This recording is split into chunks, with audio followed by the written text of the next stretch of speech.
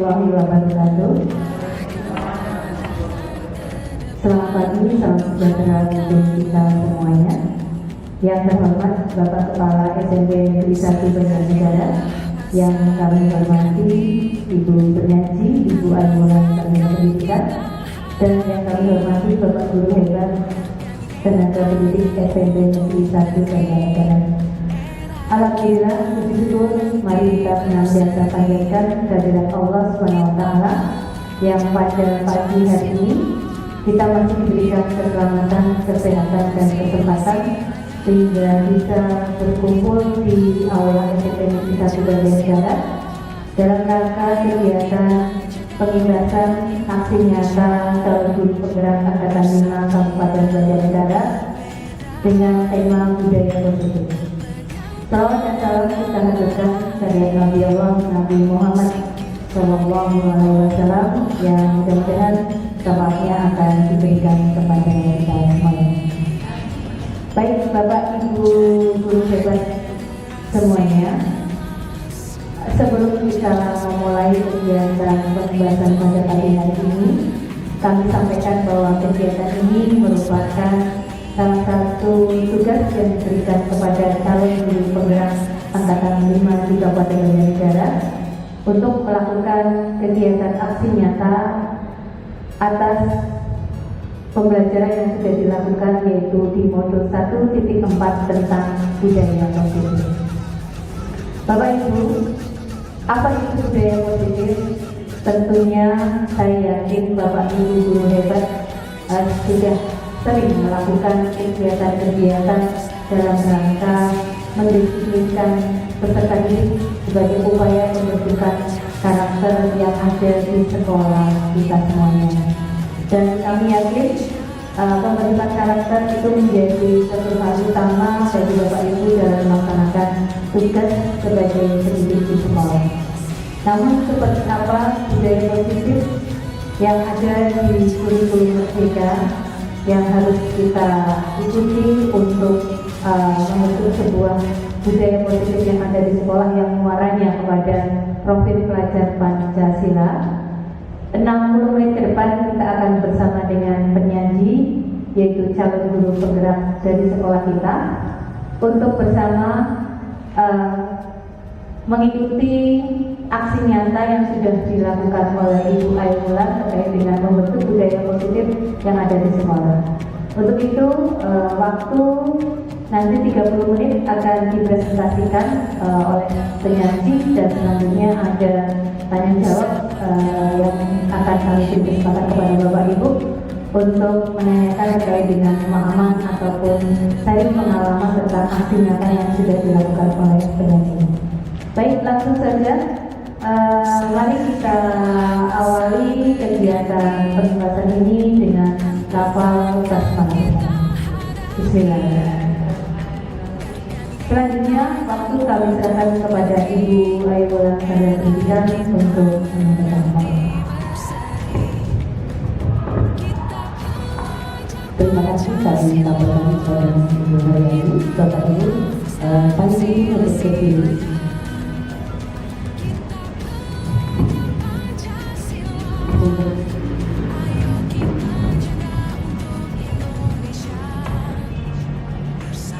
Bismillahirrahmanirrahim.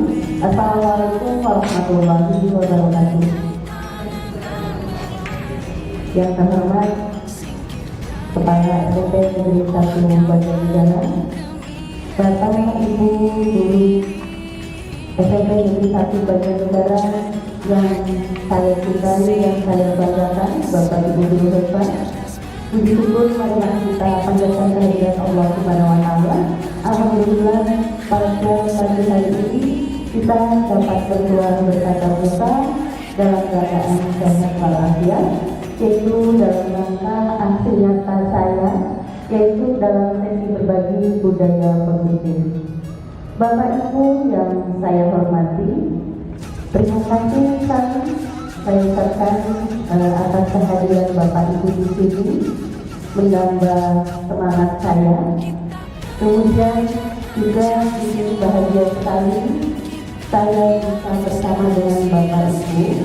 Perlu saya sampaikan bahwa berawal dari bulan Mei. Saya tidak tahu bulan Mei itu saya mengikuti pelatihan calon guru penggerak yang pada asalnya saya diberi surat tugas oleh kepala sekolah. Melalui berbagai proses akhirnya saya bisa berdiri di sini, ya, sesuai dengan tadi profil yang di sini tadi Bu Yayu. Itu di sana ternyata saya menyangka begitu apa itu perlu senderan begitu mengikuti calon guru penggerak karena saya perlu bersender seperti itu, ya, itu butuh senderan gitu ya. Ya, itu bisa diartikan berbagai macam. Itu kenapa foto saya seperti itu. Bapak Ibu yang saya hormati, seperti tadi yang disampaikan oleh Ibu Haryani, betul pada kesempatan ini saya mohon izin untuk berbagi apa yang saya dapatkan, yaitu tentang modul 1.4 tentang budaya positif. Bapak Ibu, sejalan dengan pemikiran Ki Hajar Dewantara bahwa sekolah adalah tempat bersemainya benih kebudayaan dan pembentukan karakter positif. Di sini pembentukan karakter positif itu bisa terlaksana apabila sekolah memberikan lingkungan yang mengembangkan budaya positif. Bapak Ibu, budaya positif itu apa sih? Di sini budaya positif merupakan nilai-nilai, keyakinan-keyakinan dan kebiasaan-kebiasaan di sekolah yang berpihak pada murid agar mereka dapat tumbuh dan berkembang menjadi pribadi yang bertanggung jawab, kemudian kritis dan penuh hormat. Bapak Ibu, sebelum saya lanjutkan, apa saja yang ada dalam budaya positif yang sampai saat ini sudah saya pelajari dengan teman-teman guru penggerak lainnya angkatan 5. Di sini yang pertama ada disiplin positif dan nilai-nilai kebajikan universal. Kemudian yang kedua ada teori motivasi, hukuman dan penghargaan serta restitusi. Kemudian ada keyakinan kelas. Selanjutnya kebutuhan manusia dan dunia berkualitas. Kemudian restitusi hubungannya dengan 5 posisi kontrol. Kemudian restitusi segitiga restitusi. Bapak Ibu, kita lihat di sini sebagai pemantik ada 3 pertanyaan. Apakah Bapak Ibu setuju atau tidak dengan pernyataan berikut? Ada 3 Bapak Ibu. Yang pertama, hukuman dapat mendisiplinkan anak. Kemudian yang kedua, pemberian hukuman dengan hal positif seperti membaca atau membersihkan halaman di sekolah dapat meningkatkan disiplin anak. Dan yang ketiga, memberi penghargaan dapat meningkatkan motivasi belajar anak. Ini agak dikit Bapak Ibu. Di sini coba ya saya minta, monggo ini yang nomor 1 saya minta tolong, adakah yang ini berpendapat setuju atau tidak dan alasannya kenapa? Monggo silakan Pak Harun. Terima kasih Bu Ali. Hukuman selama ini memang di sekolah itu diterapkan. Setiap kali anak melakukan pelanggaran itu ada sanksi atau hukuman. Di semua sekolah saya tahu seperti itu. Hanya saja hukuman ini ternyata tidak berhenti pada kedisiplinan. Ternyata kedisiplinan yang muncul dari hukuman ini adalah keterpaksaan. Kemudian juga bahkan marah, dendam, sehingga kadang-kadang itu ada anak yang mengekspresikan rasa marahnya karena dihukum oleh gurunya. Seperti kalau anak-anak SMK itu ada guru yang diadang di jalan dan sebagainya. Jadi satu sisi memang mendisiplinkan anak, tapi terpaksa begitu menurut saya. Terima kasih Pak Harun. Berarti setuju atau tidak Pak? Ya, saya tidak setuju. Hukuman tapi yang jangan menyakiti lah. Oh iya. Oke, terima kasih tepuk tangan Bapak Ibu untuk Pak Harun. Terima kasih. Ya. Kemudian kita lanjut dulu yang kedua. yaitu pemberian hukuman dengan hal positif seperti nanti anak disuruh membaca, membersihkan halaman sekolah, misalkan anak terlambat masuk sekolah, kemudian anak disuruh membaca, kemudian suruh ngepel atau membersihkan toilet, begitu.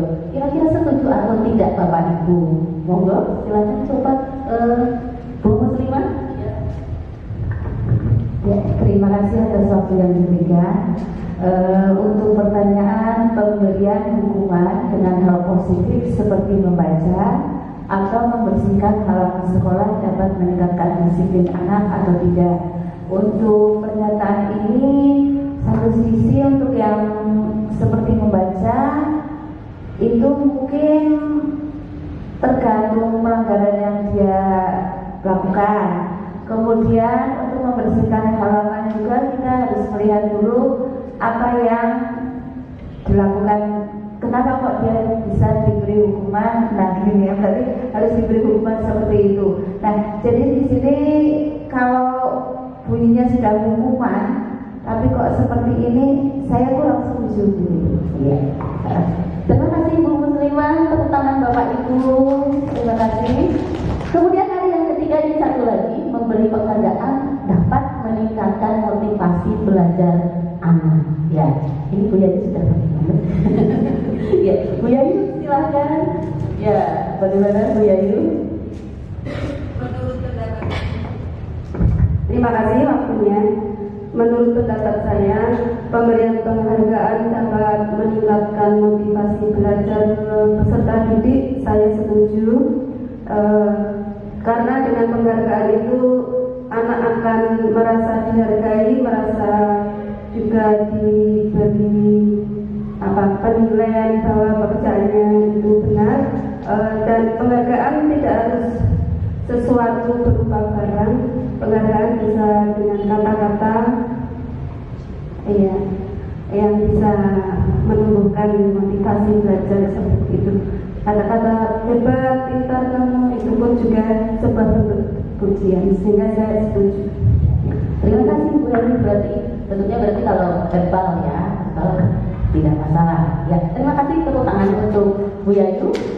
Bapak Ibu dari pemantik tersebut, mari kita lihat sama-sama apa yang akan kita bicarakan pada pagi hari ini.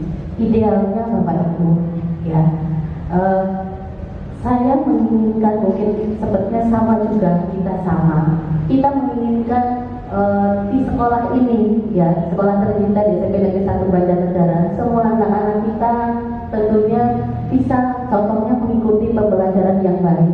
Mereka menjadi anak-anak yang soleh, mereka menjadi anak-anak yang berkarakter. Idealnya kita menginginkan seperti itu. Kemudian juga kita punya program P5, kita punya program P5.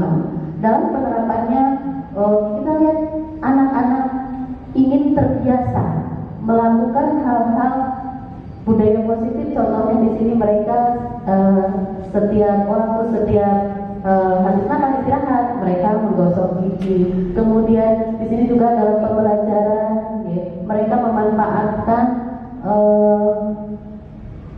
alat informasi begitu dengan bijak, begitu bisa dengan HP, kemudian dengan laptop, mereka lakukan dengan bijak. Itu harapan kita. Namun pada kenyataannya Bapak Ibu, saya kira Bapak Ibu dan saya juga sepakat, masih banyak anak-anak kita kalau secara ideal gitu ya, kalau untuk menuju ke ideal itu ternyata masih ada beberapa anak yang belum memenuhi kriteria tersebut. Di sini Bapak Ibu, dalam disiplin positif itu ada teori kontrol yang dikenal di sini teori pilihan dari Dr. William Glasser, ya. Yang pertama ini ada 4, ya, ada 4. Yang pertama, silakan Bu Ani.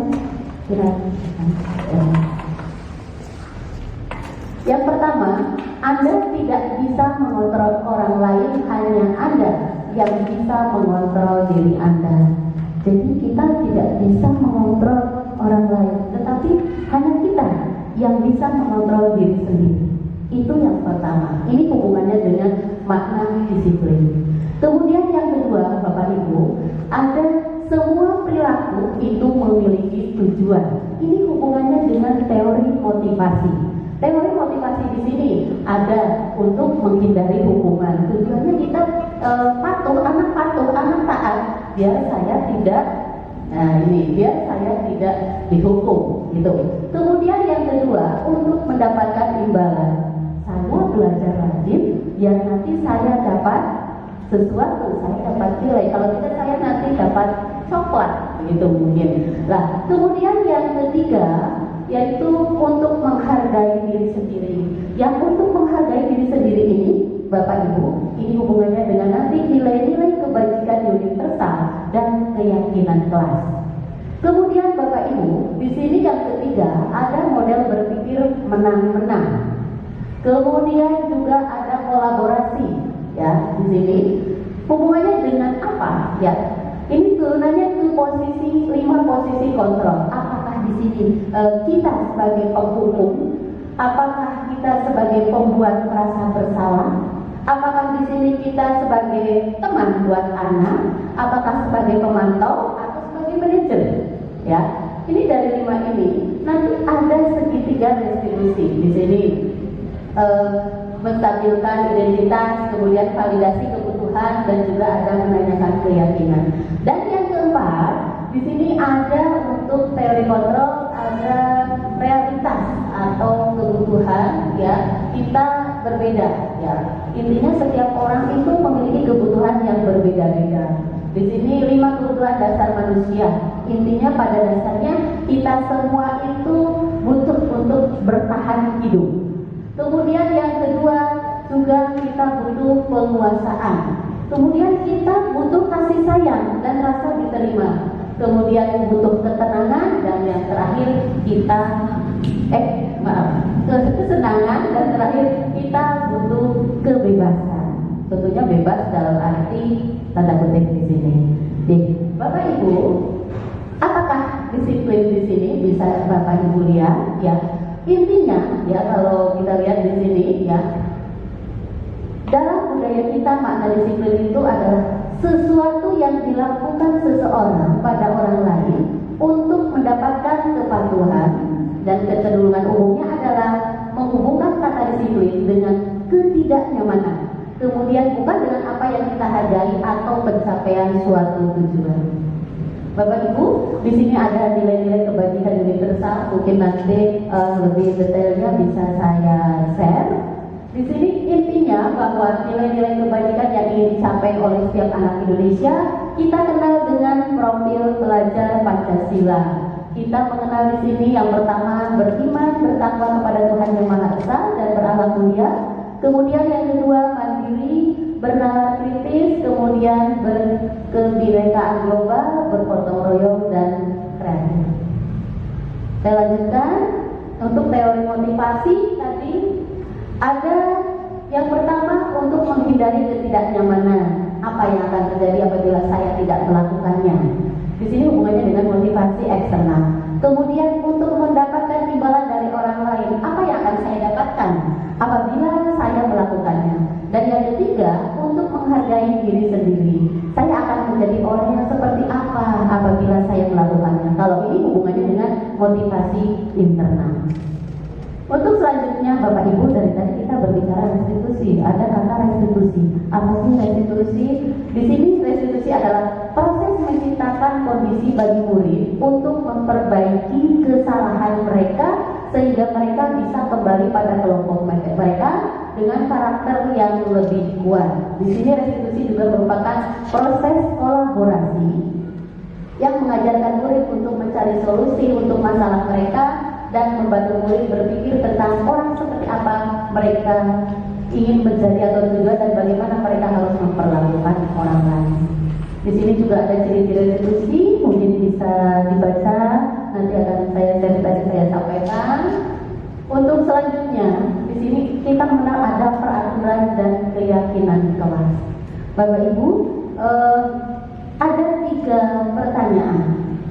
Mengapa kita memiliki peraturan harus menggunakan helm bila mengendarai kendaraan roda 2? Lani.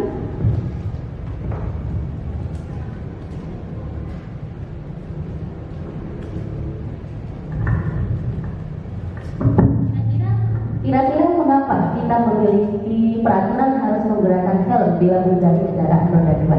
Ya, karena memang sudah ada aturan dari pemerintah. Ya, karena aturan dari pemerintah. Kemudian yang kedua, mengapa kita memiliki peraturan 3M menggunakan masker, mencuci tangan, dan menjaga jarak 1,5 meter ya Bu Ati?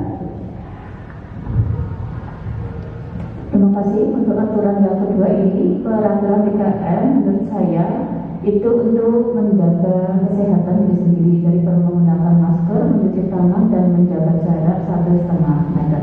Oke, terima kasih. Kemudian lanjut dulu ketiga, mengapa kita memiliki peraturan harus datang tepat waktu pada saat mengikuti pelatihan? Ya mungkin Bu Baluti, belakang Bu Baluti. Ya, terima kasih. Mengapa kita memiliki peraturan harus datang tepat waktu pada saat mengikuti pelatihan? Di sini agar dengan adanya waktu yang tepat itu untuk pelaksanaan pelatihan itu nanti tidak molor ya. Terima kasih. Ya, terima kasih. Berikan tepuk tangan Bapak Ibu, Bu Bupati, Bu Ati, dan Bu Baluti.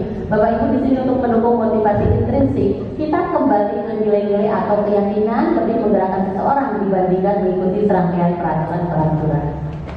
Di sini juga yang mana yang merupakan keyakinan kelas kalau kita lihat di sini, ya.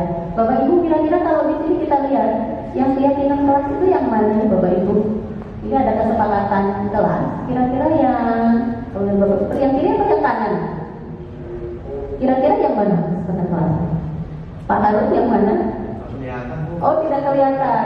Ini ada datang tepat waktu, mengucapkan salam, kemudian menjaga kebersihan sekolah, aktif dalam pembelajaran, tertib. Kemudian kalau yang sebelah kanan, kami guru dan murid yang saling menyayangi. Kami murid yang semangat belajar, kami murid yang peduli dengan teman. Ya, yang mana? Ya, yang kanan. Ya, kesepakatan kelas itu yang kanan. Di sini untuk peraturan dan keyakinan kelas. Di sini bisa kita lihat peraturan selalu kembalikan buku kepada tempatnya. Tapi kalau keyakinan kelas itu adalah tanggung jawab. Kemudian yang kedua, dilarang mengganggu orang lain. Keyakinan kelasnya apa? Berarti menghormati orang lain. Begitu dan sebagainya. Bapak Ibu. Lanjut di sini ada tindakan guru dan hukuman atau konsekuensi. Kira-kira ini ada beberapa tindakan guru menurut Bapak Ibu. Apakah ini hukuman atau konsekuensi? Yang pertama, mencatat 100 kali di dalam buku kalimat saya tidak akan terlambat lagi karena terlambat ke sekolah. Itu hukuman atau konsekuensi? Iya, hukuman. Kemudian yang kedua, lari mengelilingi lapangan basket 2 kali karena terlambat hadir di sekolah. Hukuman atau konsekuensi Bapak Ibu? Kita lanjut yang ketiga, murid diminta untuk push up 15 kali karena tidak menggunakan masker ke sekolah. Itu hukuman. Kemudian menggantikan kertas tugas teman yang telah dicoret-coret. Konsekuensi. Kemudian membersihkan tumpahan air di meja tulis karena tersenggol pada saat belajar. Konsekuensi. Murid disuruh untuk mengenakan sepatu seharian di sekolah karena tidak mengenakan sepatu hitam. Hukuman atau konsekuensi? Ya, kita lanjut lagi. Lari mengelilingi lapangan basket 2 kali karena terlambat 10 menit untuk pelajaran PJOK. Coba kita lihat Bapak Ibu. Nah, ini mana yang hukuman, mana yang konsekuensi. Ternyata lari mengelilingi lapangan basket 2 kali karena terlambat di pelajaran PJOK itu termasuknya konsekuensi. Lanjut Bapak Ibu, ini perbedaan hukuman dan konsekuensi. Kalau hukuman sesuatu yang menyakitkan harus terjadi, sedangkan konsekuensi sesuatu harus terjadi. Membuat anak sakit baik fisik maupun hati untuk jangka waktu lama. Kalau konsekuensi membuat anak merasa tidak nyaman dalam jangka waktu pendek. Anak membenci kedisiplinan, anak menjadi menghargai kedisiplinan kalau dalam konsekuensi. Kemudian mendorong anak menyakiti diri sendiri, kalau konsekuensi mendorong anak agar mudah menyesuaikan diri. Kemudian konsep diri yang buruk dan konsekuensi konsep diri yang baik dan sebagainya. Ini ada marah, rasa bersalah, dipermalukan, merasa tak dihargai, itu hukuman. Tapi ketika kehilangan hak, dibuat tidak nyaman, yang dihilangkan untuk sementara, itu berarti termasuknya konsekuensi. Seperti itu. Untuk selanjutnya, Bapak Ibu, di sini kita kenal ada identifikasi gagal dan identifikasi ada identitas gagal dan identitas sukses. Di sini ada hukuman. Kalau gagal itu ternyata di sini hukuman. Itu identitas termasuk identitas gagal. Kemudian identitas sukses di sini disiplin berupa konsekuensi dan restitusi. Ini nanti bisa dibaca sendiri. Ini tadi yang saya sampaikan, kebutuhan dasar manusia. Ininya kita butuh bertahan hidup, kemudian kasih sayang dan rasa diterima, kita butuh kasih sayang, ya. Kemudian penguasaan, kebebasan, termasuk juga kesenangan. Pada dasarnya kita membutuhkan itu semua. Di sini kita berbicara juga tadi sudah sekilas tentang 5 posisi kontrol, Bapak Ibu. Ini ada posisi di mana kita, ya, ada 5 posisi kontrol. Ya.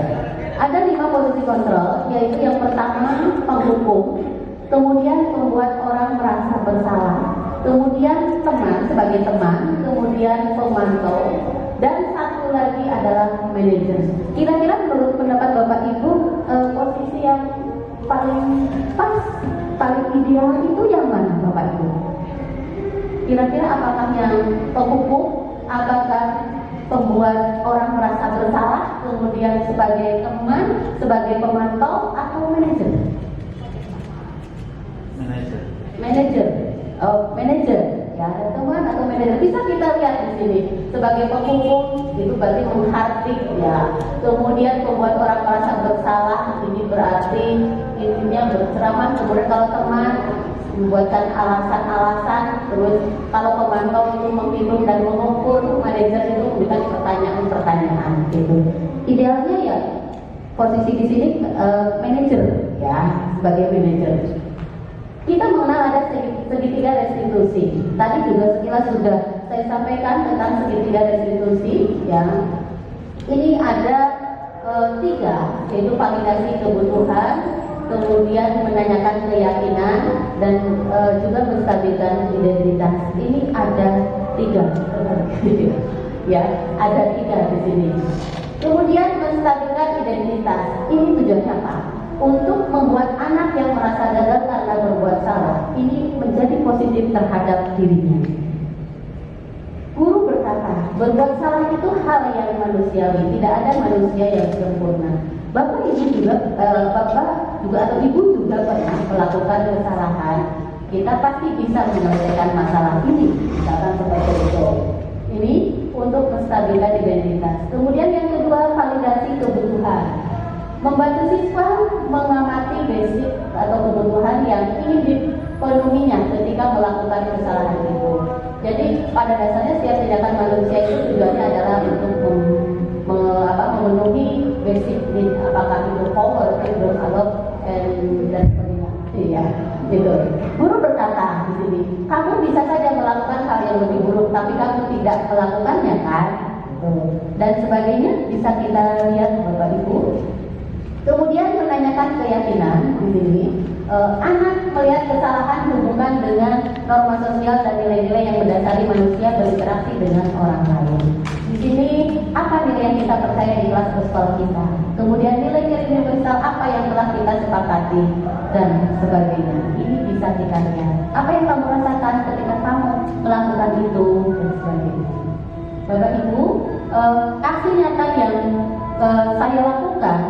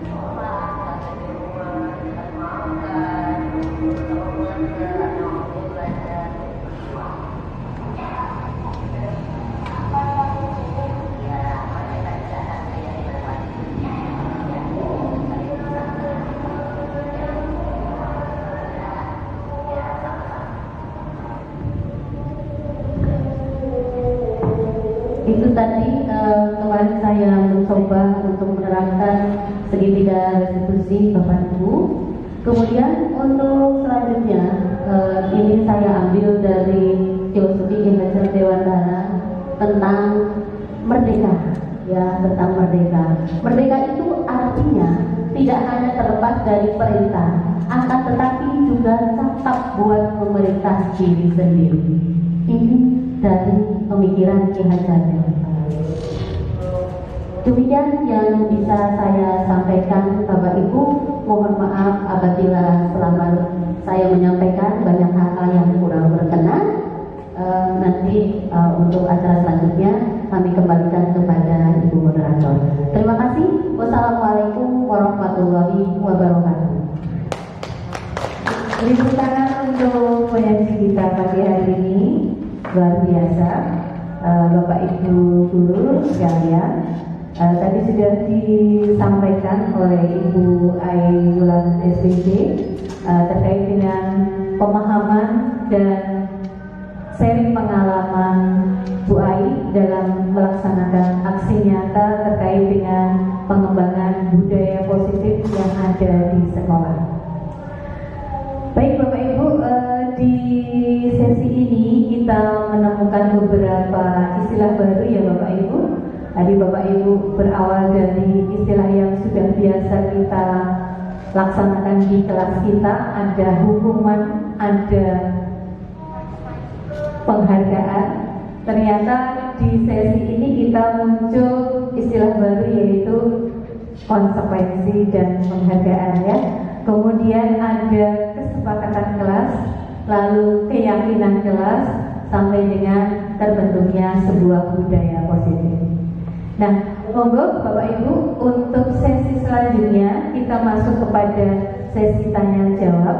Bapak Ibu, kami beri waktu untuk bisa bertanya kepada penyaji terkait dengan pemahaman ataupun tentang pengalaman aksi nyata yang sudah dilakukan oleh Ibu Ainul. Monggo saya beri waktu 3 penanya, mungkin kalau masih ada nanti kami beri kesempatan. Silahkan penanya pertama, Bu Muslimah.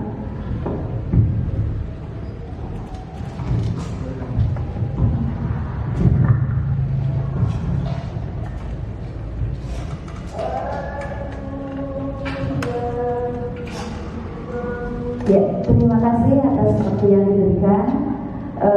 Saya mau bertanya, jika ada suatu masalah karena misalnya di kelas saya itu ada yang sedang mengerjakan PR, sudah diberi pemberitahuan 1 kali 2 kali sudah, tapi terus berlanjut seperti itu dan tidak ada perubahan. Kira-kira tindakan restitusi apa yang harus saya lakukan Ibu? Terima kasih. Baik. Dari penanya berikutnya nanti baru kita jawab ya. Pak Harun, monggo Pak Harun.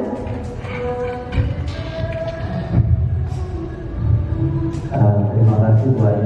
Pertanyaan saya sebetulnya hampir sama dengan Bu Muslimah. Artinya anak yang sudah dilakukan restitusi kemudian mengulang kembali gitu.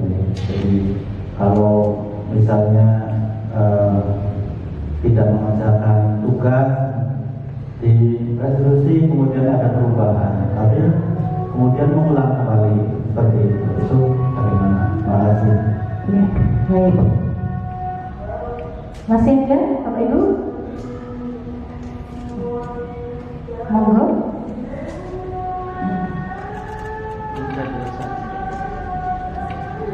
Ya, sementara balik dulu, baik, saya sampaikan kembali. Pertanyaan pertama dari Ibu Muslimah, jika ada siswa yang tidak mengerjakan PR di kelas kita, tindakan restitusi apa yang harus kita lakukan?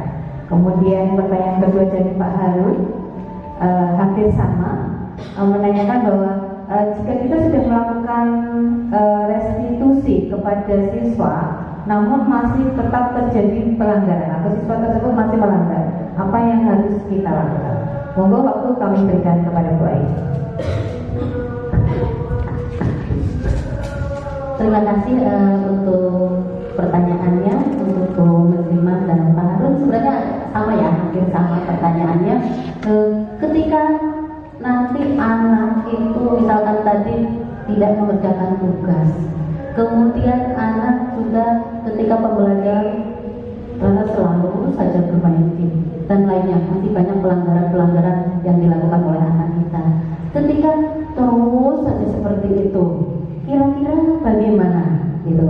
Tadi sesuai dengan yang saya sampaikan juga, saya mencoba melakukan segitiga restitusi. Ini yang pertama, menstabilkan identitas. Saya bertanya, intinya manusia itu ya wajar berbuat kesalahan begitu. Kemudian kita mengajak anak, ayo kita selesaikan masalah kita. Kemudian yang kedua dari validasi kebutuhan, kita menanyakan alasan kenapa sih mereka melakukan kesalahan. Kemudian yang ketiga menanyakan keyakinan. Ya, kita buat keyakinan atau kesepakatan dengan anak. Ini nanti mungkin bisa ditambahi, monggo ada teman-teman yang mau berbagi juga menanggapi. Ketika nanti ada anak yang terus-terusan seperti itu, tadi kita melakukan segitiga restitusi. Ada keyakinan kelas, ada kesepakatan yang dibuat, yang muncul dari nanti anak sendiri, Ayo kita buat kesepakatan kelas. Oh ya Bu, nanti saya berarti jangan diulangi lagi ya Bu. Kalau pembelajaran terus bermain game. Terus juga anak nanti, oh iya Bu, nanti berarti saya lain kali harus rajin ya Bu untuk mengerjakan tugas. Kemudian kita terus meyakinkan kepada anak, kita buat kesepakatan kelas. Seandainya kamu terus mengulang, kira-kira apa sih yang akan kamu lakukan?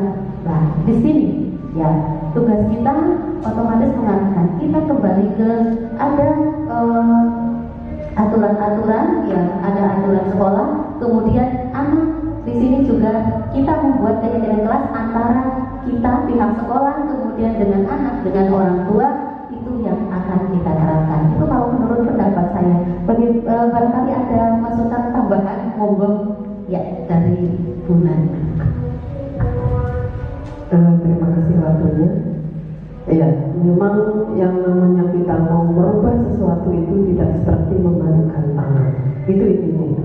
Jadi memang anak itu tidak akan kemudian sekali langsung mampu untuk menerima kemudian melakukan perubahan.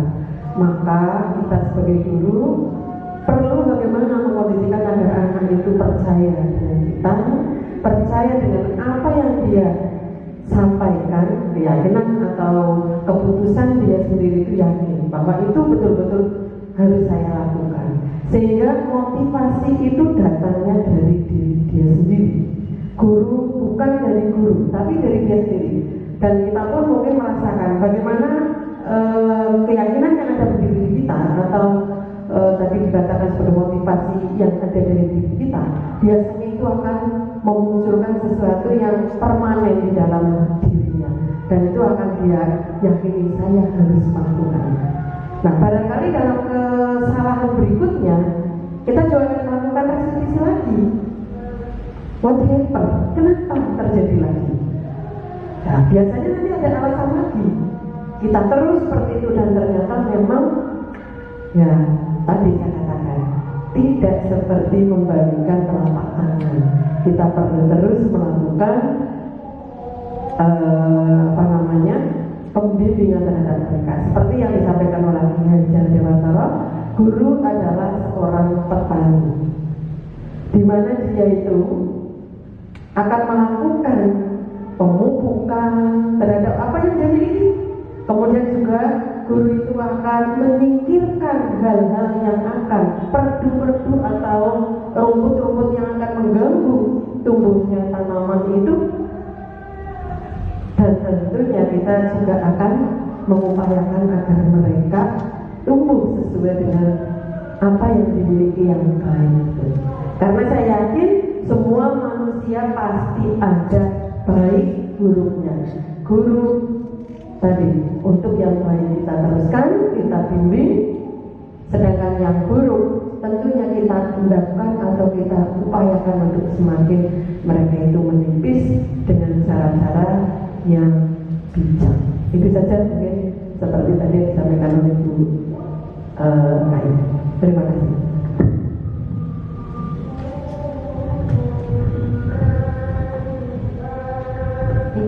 Terima kasih. Saya kembalikan kepada. Baik, tepuk tangan untuk Ibu Ari, Bapak Ibu. Dua pertanyaan sudah dijawab tadi terkait dengan pertanyaan Ibu Muslimah. Tindakan seketika restitusi apa yang harus kita lakukan ketika kita menjumpai pelanggaran anak-anak yang tidak mengerjakan PR, yaitu tadi disampaikan melalui satu menstabilkan identitas bahwa setiap individu pasti pernah melakukan kesalahan, kemudian konfirmasi terhadap apa yang sudah dilakukan, lalu melakukan validasi, yaitu dengan menanyakan apa alasan siswa tidak mengerjakan PR, lalu kemudian guru menggiring siswa untuk membuat kesepakatan atau keyakinan kelas.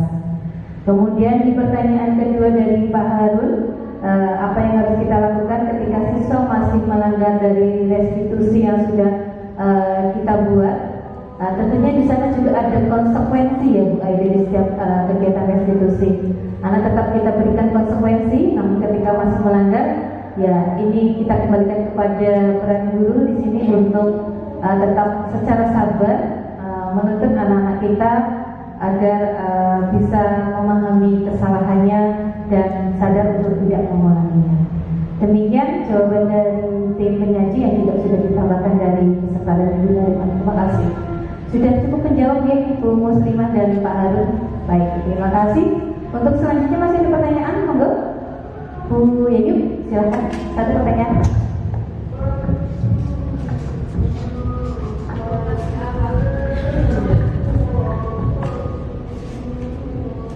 Terima kasih atas waktunya. Saya hanya menanyakan sedikit saja. Istilah tindakan segitiga restitusi itu mengadopsi William Lester kah atau Ki Hajar Dewantara? Kalau semisal punya William Lester, kaitannya dengan Ki Hajar Dewantara seperti apa? Apa prinsip-prinsip pembelajaran Ki Hajar Dewantara?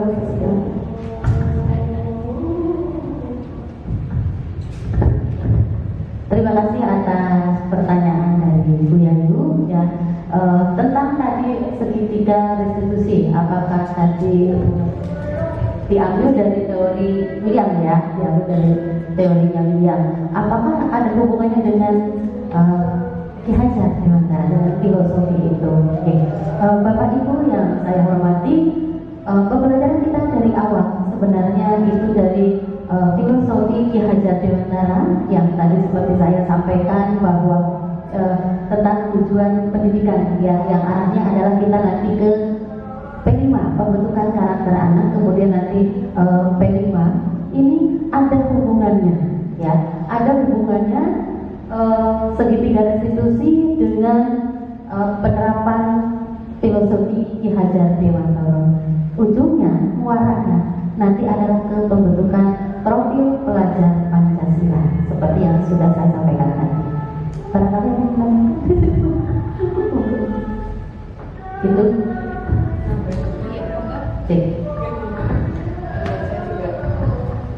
pertanyaannya menjadi bagus banget ini. Iya, jadi ya, jadi begini Bu, untuk segitiga restitusi memang diadopsi dari tadi bilang belajar ya. Kemudian untuk yang Ki Hajar Dewantara bahwa siswa itu gitu ya, siswa itu istilahnya bagaimana kita itu mengadakan pembelajaran yang berpihak kepada siswa. Karena ini merupakan salah satu paradigma pendidikan yang sekarang. Itu memang sudah ditetapkan oleh pemerintah gitu, berpihak kepada siswa. Atau kalau dulu sebenarnya juga CPSA, ya, siswa aktif. Jadi kegiatan pembelajaran itu diarahkan kepada siswa. Maka di dalam kegiatan pembelajaran di CGP itu banyak modul-modul yang mengarah ke sana. Salah satunya adalah disiplin positif, budaya positif ini, dan juga tadi yang ditanyakan dia itu adalah segitiga restitusi. Dan saya lihat di segitiga restitusi itu memang ada unsur yang diharapkan ya, untuk pembelajaran berpihak kepada siswa. Bukan berarti berpihak kepada kesalahan siswa, bukan. Kita tidak ke sana. Tapi bagaimana memperlakukan siswa. Nanti ada pembelajaran lagi terkait dengan pembelajaran berdiferensiasi. Bagaimana kita melayani anak dengan perbedaan. Nanti ada yang terkait dengan merdeka, ya merdeka. Di mana kita itu akan melihat ya sebagai manusia yang merdeka. Seperti itu. Jadi ini. Dan tujuan goal dari kata merdeka yang menurut Ki Hajar Dewantara itu seperti ini. Jadi sampai anak mampu membuat atau mampu memerintah dirinya sendiri. Artinya bisa mengendalikan dirinya sendiri. Keyakinan yang sudah dipahaminya dia laksanakan. Seperti itu. Jadi kok ada ngambil dari luar, kok ada ngambil dari kita sendiri? Ya mungkin itu Bu Yani. Kok ada Ki Hajar Dewantara tapi kita tetap masih mengambil dari Gleiser? Kenapa itu? Ternyata kalau Ki Hajar Dewantara tadi berpihak kepada siswa, guru dianalogikan sebagai seorang petani begitu, dan untuk Gleiser bagaimana sih caranya sehingga ada segitiga restitusi dengan cara yang memperlakukan mereka sebagai orang yang bersalah tapi tidak merendahkan mereka, tapi mengakui kesalahannya dan siap bertanggung jawab untuk ya tadi konsekuensi yang ada berupa keyakinan yang harus dilaksanakan. Mungkin itu yang saya pahami. Terima kasih.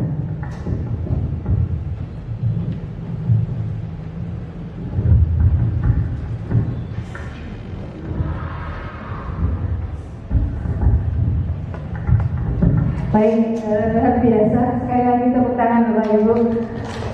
Kalau boleh kami menyimpulkan dari pertanyaan terakhir dari Bu Yayit yang cukup menggelitik ini pertanyaannya, apa kaitannya segitiga restitusi yang diambil dari teori William dikaitkan dengan filosofi Ki Hajar Dewantara? Oh betul, filosofi Ki Hajar Dewantara mengajarkan beberapa hal. Satu, yang pertama adalah kita selaku pendidik dalam menuntun kodrat alam dan kodrat zaman yang dimiliki oleh peserta didik. Artinya peserta didik yang kita miliki itu merupakan pribadi yang memiliki, yang sudah berangkat dengan sesuatu yang dimiliki masing-masing kodrat alamnya. Nah, tugas kita menuntunnya ke arah yang lebih baik. Artinya mereka bukanlah tabula rasa, bukan kertas kosong, namun mereka sudah isi. Nah, tugas guru adalah mengarahkan isinya itu ke arah pembentukan karakter yang kita harapkan. Lalu yang ketiga, guru di sana menurut Ki Hajar Dewantara adalah kita sebagai pamong, bukan sebagai eksekutor, kita sebagai pamong. Kemudian yang keempat, konsep bertani. Kak menyampaikan bahwa guru adalah seperti bertani, yaitu ladang-ladang yang kita miliki hendaklah kita siami, kita rawat, kita pupuk agar pada saatnya kita akan panen raya sesuai dengan bibit yang kita tanam. Itu kira-kira dari budaya positif seperti itu ya Bu Aya. Baik, terima kasih Bapak Ibu semuanya. Mudah-mudahan diskusi kita pada kegiatan pengimbasan pada pagi hari ini membuahkan sesuatu di benak kita bahwa apa sih konsep budaya positif, kemudian hal-hal apa yang sudah selaras ataupun yang belum selaras dengan upaya yang sudah kita lakukan dalam mengembangkan budaya positif yang ada di sekolah. Mudah-mudahan bisa kita bawa dan kita gunakan di sekolah kita untuk senantiasa mengarahkan peserta didik kita menjadi profil pelajar Pancasila yang memang menjadi tujuan dari kurikulum Merdeka ini. Baik, Bapak Ibu semuanya, di penghujung kegiatan ini kami menyampaikan bahwa kesimpulan tentang materi pagi ini adalah sekolah merupakan ladang menebar benih kebudayaan dan karakter peserta didik. Guru adalah bertindak sebagai seorang petani yang bertugas merawat, menyirami, menyayangi bibit-bibit yang pada saatnya akan menuai panen yang diharapkan, yaitu profil pelajar anak didik. Demikian kegiatan pembahasan pada pagi hari ini, dan mari Bapak Ibu kita tutup dengan lafal hamdalah bersama. Alhamdulillah. Mohon maaf bila dalam menyampaikan pendalil Bapak Ibu terdapat kekurangan. Saya akhiri. Bila itu boleh ya. Assalamualaikum warahmatullahi wabarakatuh.